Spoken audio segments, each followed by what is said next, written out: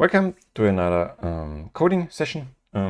Today was a quite productive Saturday after some time of sifting through the code, trying to find my way and getting lost and frustrated from time to time.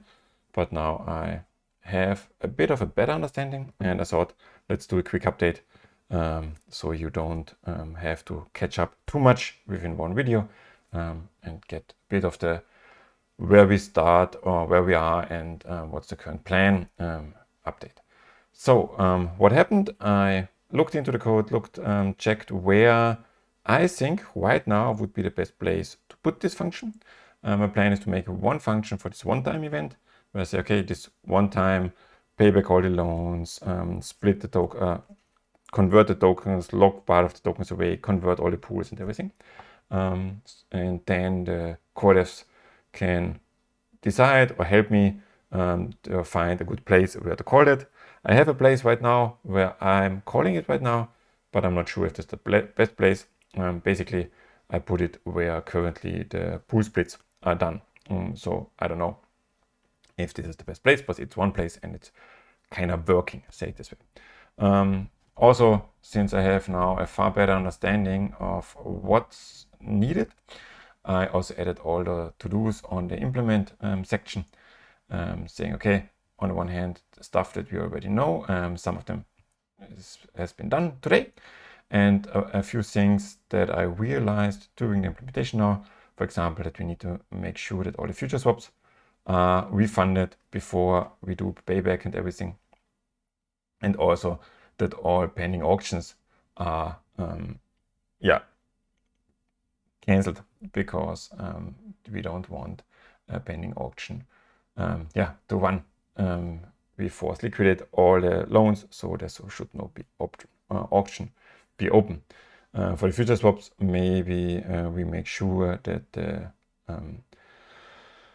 the restart, this activation is exactly at the future swap block, and put this calculation at the end, so after the calculating of the future swap, so that the future swap basically happens before the restart is done, likely the best way. Other things are not much new information. It's just this whole payback will be some thing to work. So I think this will be the main part, in my opinion, right now regarding complexity. But I didn't look into the pools and stuff, so not too deep into the pools. So we will see. Let's go into the code and see where we are. So for now, one thing to note, it took me some time or a bit, but then I realized that the validation CPP is likely the best because that's the place where all this processing of a block, connecting of a block and stuff happens. Because generally there is the connect block function, and this connect block basically takes a block that comes in and processes all the transactions in the block and also does all the things that should happen on a block. So if on this block a future swap should happen and stuff like that, this connect block basically does that, which is in the normal validation. So because there is a validation within here in the DFI folder. So we have there's a lot of stuff open here. We have here in the DFI folder, we have here the validation somewhere. Where is it? Here, the validation in the DFI folder. And in the normal source folder, there's also a validation, if I remember correctly. But I'm not quite sure. Do I see it like this? No, of course not. Anyway, there are two validation CPPs. I think there's the old one in the normal masternode consensus, and there's the new one where they split it up. There's a validation in the consensus. Okay, and where they split it now up and try to modularize it. So there's a lot of also refactoring going on and making the whole thing more efficient and everything. But yeah, for now I found this place because here the token splits are also processed. So I decided, yeah, let's do that here. If the current blockade is the fork height, So this block is not a fork. We process the token logs and yeah, log the time it took. And if we look into that, it's basically, again, just a quick check. And then I added the to-dos with all the stuff that I want to do. And yeah, started implementing stuff. On the one hand, this forced close of all loans is already started now. I'll look at that in a minute. This refunding, I didn't touch that yet. And the only thing here is that I already prepared regarding the token loans to create new tokens. I just prepared that, this iterating for each loan token, that we iterate over all of them. And if they are not mintable, skip it, but then have all the token loans that we want to deal with. There will be some refactoring and rewriting there, but it's just for me to have this for each in there. Main thing that's done for now is here in the force close all. Didn't handle errors yet, but I get the DUSD token. And then again, we have on this view, on the blockchain view, basically on this cache, we have a lot of those functions where you can go iterate over different things. So for example, you can go over each vault and do something for each vault. You can do something for each loan token amount and stuff like that. And in this case, I go first over each vault and do the unlooping. So I go into it.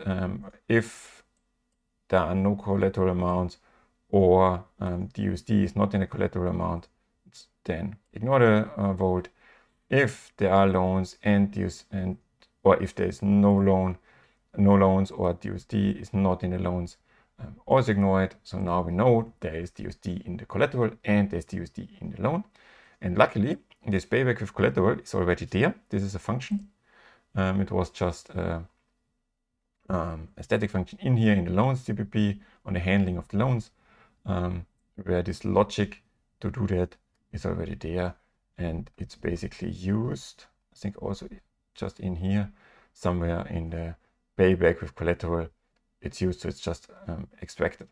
So I can just reuse that and say, okay, this vault ID at this height in time, do that. And then it does the payback with collateral, so the unlooping DUSD basically. And then for the others, I just started this for each loan token amount, and then realized that this is a bit more of a pain. So I continued with other stuff for now, because same as with the payback with collateral, we have this processing of a loan payback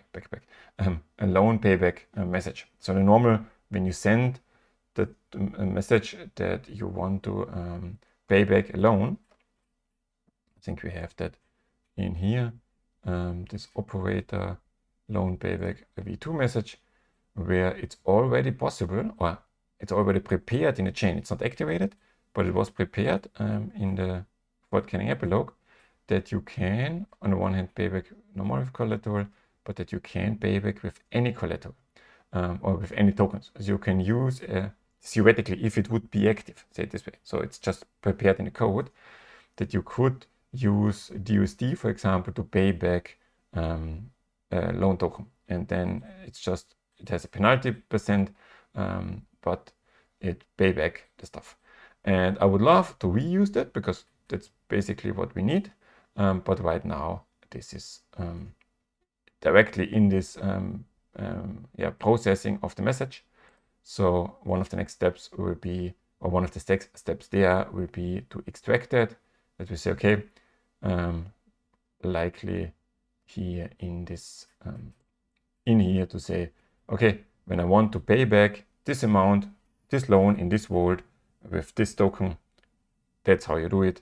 Extract that method out, and then use that also here to just pay back the loan with the collateral token. And first take the collateral out, put it into the balance or something, so that it then pays back the loan. So that's here, and I think on the one hand, paying back any loan with balance from the account, And then same topic with the USD collateral, where we say, okay, directly use the USD collateral to pay it back. And if that's not enough, then we will need to swap the other collateral to the USD and then use that to directly pay it back with the USD collateral. But as I said, just prepared here, and once that is extracted, I will use that here to also use that. And then there's one basically last thing that I also already prepared, because the next thing that will be also on the list is to keep track of this locked tokens. So I would likely now put this loan payback a bit on the side and do the locking of balances and the locking of the USD collateral. And therefore, to have this whole, how is the smart contract working and all that stuff. And therefore, I created a smart contract lock, and here you see we have this native smart contracts. There are till now 3, and now we have the 4th. And the smart contract address is just 023. And this smart contract address is just there to get the smart contract address to save the balances within the token lock, like it's currently done with the future swap. We say, okay, the balance in the future swap, until the future swap is executed, this balance is in there, and so it goes out of the balance from the user and into the balance of the future swap, and it just keeps track what part of the funds belong to who. And we will do the same with the tokens lock, where we say, okay, it goes into the token lock, and this whole what belongs to who is in this token lock user values. And here you see we have the same thing for futures user values, where we have functions to store future user values, iterate over all of them, and erase a value. And I basically added the same functions here with token lock user values, where we have that again for each and erase. And this is just an iterating key. I added a to do here because I have no idea which one to use here. I think it's just needs to make sure that it's not conflicting with others, and I will need to check that. So far I just added, and let's see if it's conflicting, and then we see that. And the other thing that's interesting here is this whole thing about those lock values, because in the accounts here you see the futures user value. The futures user key is the head, the owner, and the transaction which did this transaction into the future value. So you have multiple in there and can iterate over them. We don't care for the transaction, and the value is always for each of those entries, what do you want to swap in and what's the destination. So what amount and what token, so token amount and what's the destination. And for us, for the token locks, we now just have at this head, what's the current state of this owner. So that's the key, head and owner, because it needs to update over time. So therefore the head is relevant, but there's no other topic. And then we have the token lock user value, which is actually just a C balances, because a C balances is a T amounts, contains the amounts, and the amounts are just a map of token ID with amount, and the balances have nice functions to add the token amount, subtract token amount from balances and stuff, so we can easily work with that over time.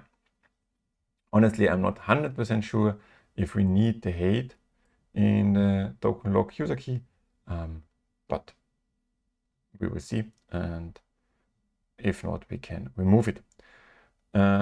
Yes, so, and because that's always the serialization and stuff. And now you can, as you see here, this store writes this key value into the basically database that the that's the generic way of writing the stuff into the data structure, the data store of the node. And yeah, that's basically what happened today. Because yeah, a lot of sifting through, as I said, but now I have a far better overview and picture what's happening. In my opinion, the next steps, what I want to look at is also create the new versions of the tokens in the pools to also get a better understanding there, what it needs to create the new pools, move the funds over and stuff like that. And then start to really move the funds over, lock the DUSD from the collateral into the smart contract, convert and lock the pool balances, the account balances, and then I will circle back to the loan payback. And one last thing, to have this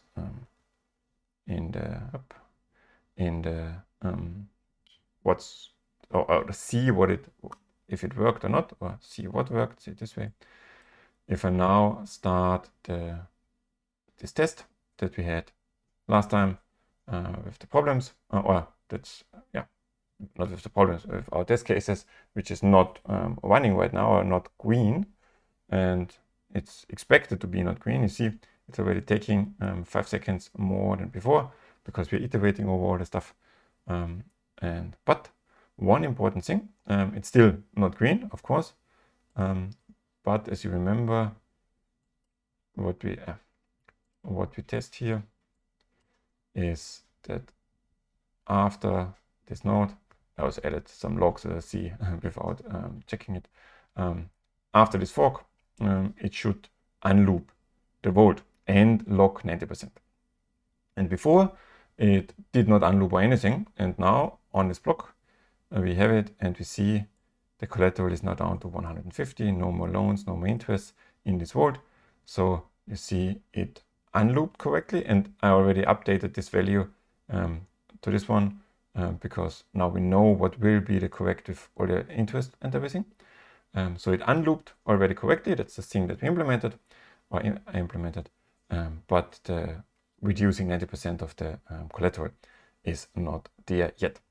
And as you see here in the log of the balances, nothing was paid back yet, because as I said, I need to extract the payback logic into a separate function.